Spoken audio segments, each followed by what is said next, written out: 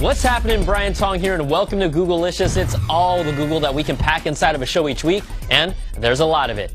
Let's get to the show, and the Nexus 5 is officially here, even though we already know pretty much what it looks like, smells like, and tastes like. So let's check out CNET's first look of Google's flagship phone. Powerful, stylish, and yes, once again, very affordable, Google's flagship phone of the season is finally here. Hello everybody, I'm Lynn Law from CNET, and today we're going to check out the unlocked Nexus 5. At 4.95 inches, the 5 has the biggest screen of all past Nexus handsets. The display features 445 pixels per inch, and like the Samsung Galaxy S4 and HTC One, it has a 1920 by 1080 pixel resolution. Images and videos are bright and vivid and look razor sharp. Now, even though the display is bigger, the device is still comfortable to hold and pocketable. In fact, it's actually thinner and lighter than the previous Nexus 4. Inside this handset is a powerful 2.26 GHz Snapdragon 800 processor from Qualcomm. This is the same blazingly fast CPU featured in the LG G2. With this processor, the Nexus 5 is a beast of a handset, especially when you consider that both the GS4 and the HTC One are speed demons themselves and run Snapdragon 600 processors. The 5 also has a non-removable 2.3 Ah battery. As a Google-branded device, the handset will get OS updates as they roll in. And not surprisingly, it runs the latest mobile OS, Android 4.4 KitKat. KitKat comes with a number of new features. You can move entire home screens now, and there's a deeper, more seamless integration with Google Voice Search. Okay, Google, what's today's weather? Today's forecast for San Francisco is 20 degrees and clear. Google also brings new features to the handset's cameras, which, by the way, include an 8 and 1.3 megapixel shooter. For instance, it has optical image stabilization, which cuts down motion blur that may result from an unsteady hand. And there's HDR+, which fuses together several exposures and shots to make one ideal picture.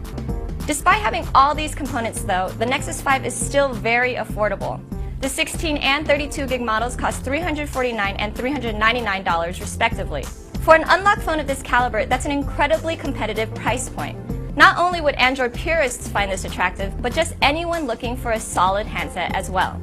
Thanks for that, Lynn. Now, Googs is always up to something, and smartwatch rumors have been heating up. According to the Wall Street Journal, the G-men and women have Google's own watch ready that could go into production within months. Supporting previous reports, Google Now, the voice assistant that powers Google Glass, will be at the heart, and the report adds that they're working to reduce the power consumption of the device.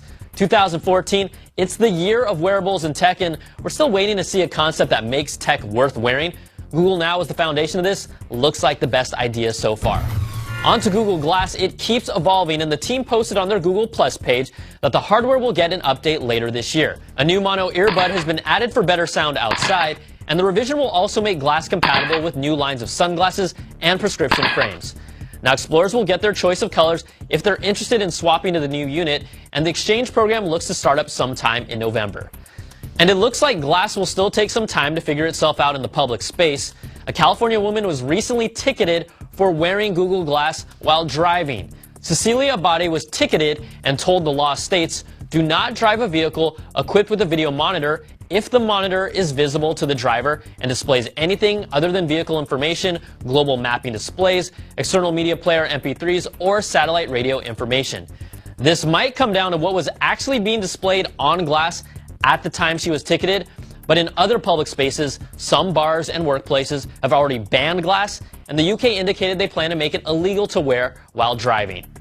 Now, Google also recently had a Morning with Google Plus event where they touted 540 million active users of the service, still nothing close to Facebook's 1 billion and change, but Plus isn't nearly as annoying. Now, they announced some new features, the biggest one being the integration of SMS into the Hangouts app, which is expected for Android 4.4 KitKat.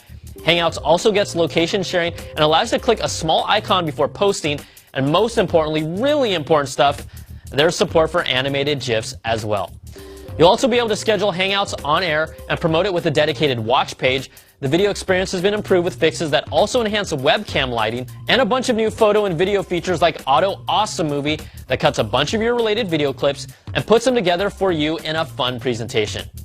And check this out, Google Motorola is partnering with PhoneBlock's creator Dave Hackins, who set the internet on fire with his modular smartphone concept that allows you to swap out different smartphone components by fitting them to a base motherboard as needed or desired.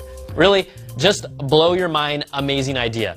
Now, Motorola is going to call it Project Ara. They want the phone to be open source, and they say they want to do for hardware what Android has done for software, creating a vibrant third-party developer ecosystem. Motorola will presumably build the main endoskeleton of the product, and third-party developers will be able to build and release their own modules for the phone. Now, with Motorola's backing, this is really a platform that we're going to see happen, and it's really exciting to see how this all comes together in the end. All right, that's going to do it for this week's show. What do you think about Project Ara? Email us at googlelicious@cnet.com or tweet me at Brian Tong, and we'll throw in a few of your comments next week. I'm Brian Tong. Thanks so much for watching all the Google goodness this week, and we'll see you next time for another taste of Googlelicious.